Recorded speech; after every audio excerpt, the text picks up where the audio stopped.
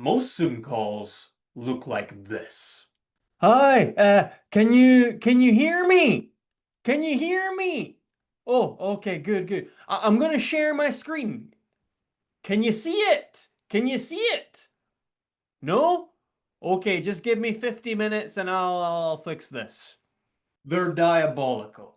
Now, my name is Kyle Murter. I'm a public speaking champion, author, and coach. And today I'm going to show you how to avoid the most common mistakes on Zoom calls so that you can have incredible online presence.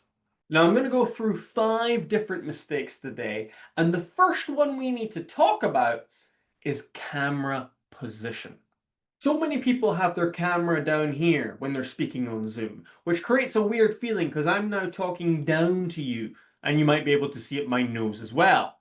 Or they have this side profile thing going on where they're looking at their screen and not their camera, but you can only see half of my face. Not the best. Or they are down below their camera and it's kind of like, hi, I'm down here. I hope you approve of me. Yeah, hope you enjoy my presentation. The other thing is how close the camera is to you.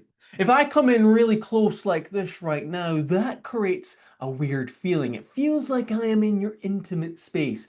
And most people shouldn't be in your intimate space, especially not me. But if I'm really far away from the camera, now I seem distant. Now I seem less impactful. Now I seem quite small on the screen. So you want to make sure that your distance is good too. So the best thing when it comes to camera position is number one, make sure the camera is in line with your eyes. That creates a really good equality between you and the viewer. And number two, make sure that you are an appropriate social distance when speaking to the camera. Probably half a meter away. This will allow the audience to see your face very clearly, but we'll make sure that you're not too close to them and invading their personal space as well. The second mistake people make is with their lighting on Zoom. Have you ever seen this on Zoom? Oh, hey everyone! Don't mind me. I'm just hanging out in my dark dungeon. It's never a good idea to go into a dungeon, especially when you're presenting on Zoom as well. Darkness is often associated with negativity. And that feeling is going to come through as you're presenting on Zoom if you're surrounded by darkness, if you can't be seen very well. On the other side, being well lit, having light, is associated with a more positive feeling and emotion. So if people can see your face clearly, if they can see your background clearly, they're going to feel more comfortable, more amiable towards you. So you need to make sure that your room and you are well lit. And something which can be helpful there is called 3-point lighting. Now, I'm no expert on this. There's lots of YouTube videos you can check out on it, but basically it means having 2 lights in front of you, shining from both directions, and 1 light behind you or nearby you, illuminating the background. That creates a well-lit scene for your videos when you're presenting online on Zoom. Now, this third mistake is something that 99% of people still make on Zoom. It's their virtual eye contact. For some reason, when we present online, everyone does this. They look at the screen. And as you can now feel, there is a big difference when I'm looking at the screen compared to when I'm looking at the camera. When I'm looking at the camera, it feels like I'm looking at you. It feels like we're having a conversation. But when I look at the screen, a bit of a disconnect happens. And I understand why people want to look at the screen. They want to make sure their audience is okay and nothing's going on down there. But the reality is you will be more impactful, have far more online presence if you're looking down the barrel of the lens. So I suggest you put something around your camera to remind you to look at it. Some people like to put a little yellow sticky with a smiley face. Some people like to put a picture of their family or a friend so that they look at the lens. I have one client who has a picture of Gerard Butler behind her camera in a 300 Spartan outfit. Do whatever it takes to look at the lens. And of course, if you want to, you can look down now and again. I would say 20% of the time to see everything's going okay with the audience. But 80% of the time, be looking at that lens. The fourth mistake is all about slides. So many people, when they're presenting virtually, do this. They hop in to a slideshow. And the problem with this when I'm presenting virtually is it makes me as a speaker a tiny little square in the entire screen, and it makes my slideshow the whole thing. And you have to remember that you as a speaker will always be more engaging than a still static slide. So don't stay in the slideshow. Come out of the slideshow, like I've just done there, and then talk to the audience, present more to them. And then when you need to, hop back into the slideshow.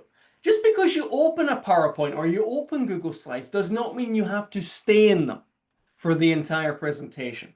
So please make sure that your slideshow is the sideshow in your presentation. You need to be on the full screen more often. That's how you're going to engage people. The fifth mistake, and perhaps one of the most important, is all about energy. I see it so many times. People come on Zoom or Teams and they present like this. Hi, great to be here today. Thank you everyone for calling in and joining us. We're going to go through a presentation today with lots of different slides and exciting material. Their energy is ultra low. And what you have to remember is when you're presenting virtually, you're already up against it. Your audience have so many distractions around them. They've got their phone right beside them. They could be checking emails in another tab. They could have the kids or the dog screaming in the other room. You are fighting against all of these things to hold their attention in a virtual presentation. So if your energy is low, you've got no chance. You've got to lift the energy more than you usually would when you're presenting virtually. That means speaking louder, speaking with more passion. It means using your gestures more when you're speaking. It means actually interacting with the audience, asking them questions. Try and bring and lift up the energy of the room. Because if you can keep the energy high, you're going to have the audience glued to their screen. They're not going to care about their phone, about their emails, or maybe even about the kids in the other room. They're going to be wanting to stay with you in this incredible virtual call.